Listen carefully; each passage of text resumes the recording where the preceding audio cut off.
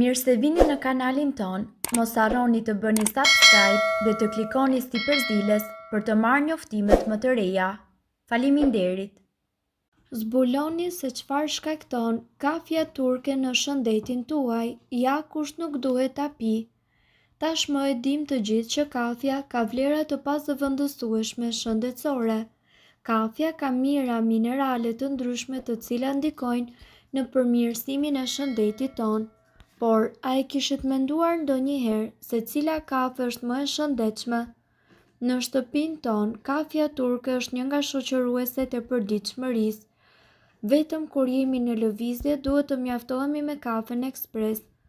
Madje askujt nuk i ka shkuar në mendje për të zëvendësuar kafen turke me ndonjë lloj tjetër. E keni menduar ndonjëherë në qoftë se merrni të njëjtat vlera kur pini një kafe ekspres si edhe kur pini një kafe turke? E vërteta është se jo të gjitha llojet e kafes kanë të njëjtat vlera.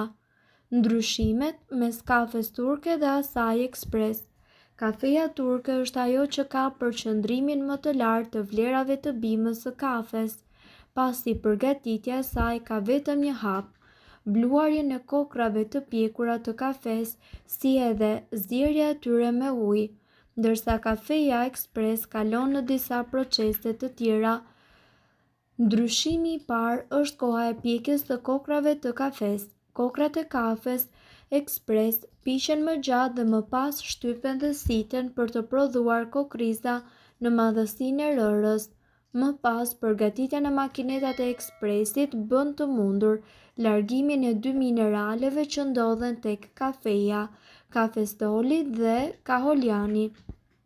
Dy mineralet yndyrore të cilat gjenden te bima e kafes, të cilat janë po aq të rëndësishme sa edhe antioksidantët. Kush nuk duhet që të konsumojë kafe turke? Për njerëzit të cilët vuajnë nga kolesteroli i lartë apo që kanë në familjen e tyre raste të sëmundjeve të zemrës, këto dy minerale janë vërtet të dëmshme. Sipas ekspertëve dhe studimeve të fundit është vërtetuar se këto dy substanca tek persona të cilët vuajnë nga kolesteroli i lartë rrisin dukshëm rrezikun e bllokimit të arterieve, duke përkeqësuar edhe shëndetin e zemrës, pasi ajo nuk furnizohet me gjakun e nevojshëm. Pirja e kafes turke tek këta persona rrit të dukshëm nivelin e kolesterolit me 10%. Duke qenë se kafja turke përmban 7,2 mg të kafestolit dhe 5,4 të kaolianit, ndërkohë që kafeja ekspres përmban vetëm 1 mg nga secila substancë. Kjo për ekspertët është një dhënë tepër e dobishme, pasi tregon se njerëzit të cilët vuajnë nga kolesteroli duhet që të konsumojnë më shumë kafen ekspres. Për njerëzit të cilët nuk kanë probleme, kafja turke nuk përbën as edhe një rrezik. Këto janë shenja të cilat tregojnë se mbaste duhet të hiqni dorë nga kafeina. Kafeina mundet që të jetë një dozë energjie e cila ju ndihmon të zgjoheni në mëngjes, por për disa njerëz ajo është më shumë se një armik i heshtur se sa një mrekulli. Nëse keni ndjerë ndonjëherë që nuk jeni në formë, por nuk mund ta kuptoni se pse, kafeja juaj e përditshme mundet që të jetë shkaktari. Këmbët miza. Nëse keni ndjerë ndonjëherë se këmbët tuaja nuk qëndrojnë dot të qeta pas një filxhani kafeje, kafeina mundet që të jetë shkaktari. Për disa njerëz, kafeina e stimulon tepër sistemin ton nervor, duke shkaktuar një dëshirë të pakontrollueshme për të lëvizur këmbët, sidomos natën. Kjo ndjesi mundet që të vështirësojë procesin e gjumit, duke qenë se kafeina mundet të qëndrojë në sistemin tuaj për orë të tëra.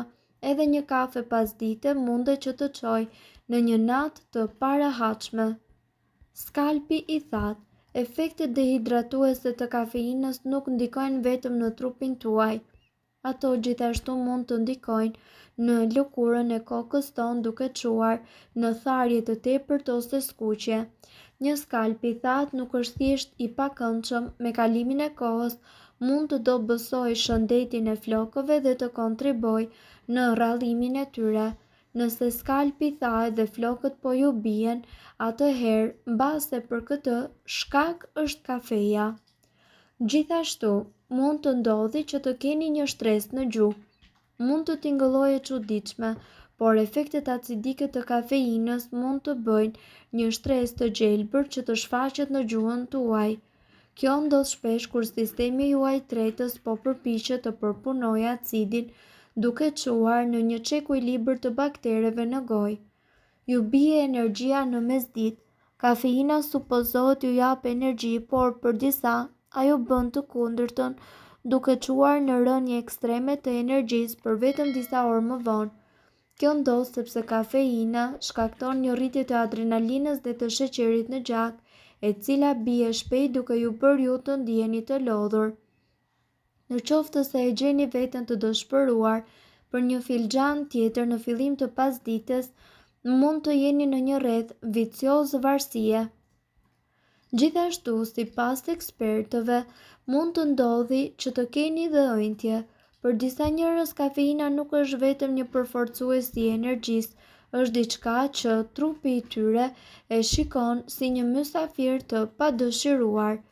Sipas ekspertëve, duhet të keni parasysh se kur dikush ka një intolerancë ose alergji ndaj kafeinës, sistemi I tyre imunitar reagon ashpër, duke e trajtuar atë si një substancë tepër të dëmshme.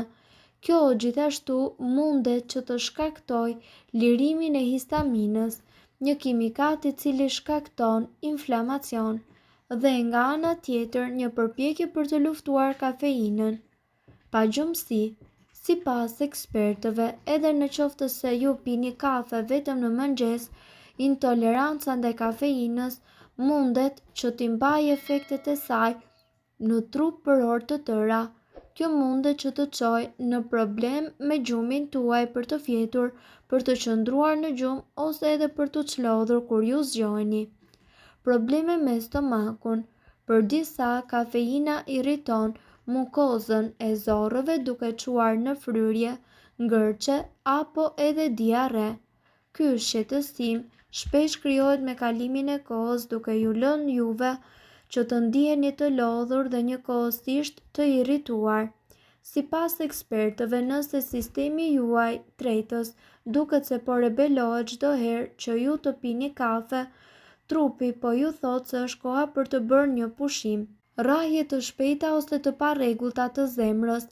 Një zemër që rre më shpejt se zakonisht mund të jetë normale pas një stërvitje, por nëse ndodh nga hiçi, shkaku mundet të jetë kafeina.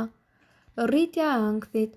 Kafeina gjithashtu e stimulon sistemin tuaj nervor. Për disa njerëz kjo mundet të shkaktojë ndjenja ankthi.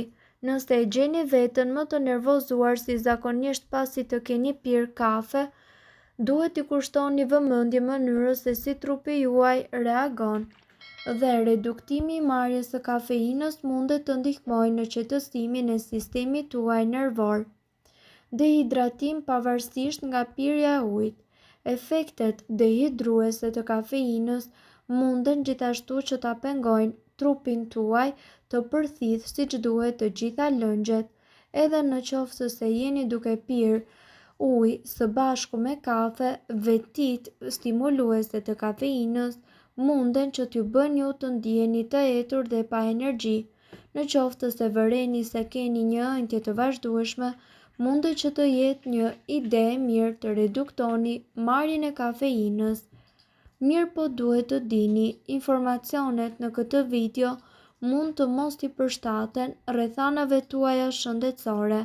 Prandaj, para përdorimit konsultohuni me mjekun tuaj. Informacionet në këtë video kanë për qëllim të plotësojnë dhe të mos zëvendësojnë këshillat e mjekut tuaj dhe nuk kanë për qëllim të mbulojnë të gjitha përdorimet e mundshme, masat paraprake, ndërveprimet ose efektet negative. Nëse doni të dëgjoni videot tona që ne postojmë çdo ditë, kliko subscribe. Ju ftojmë gjithashtu të bëni like në videot tona Nëse i keni dëgjuar dhe pëlqyer ato, faleminderit që e pat videon ton. Shpërndajeni këtë video në profilin tuaj në mënyrë që të informohen edhe shokët tuaj. Faleminderit.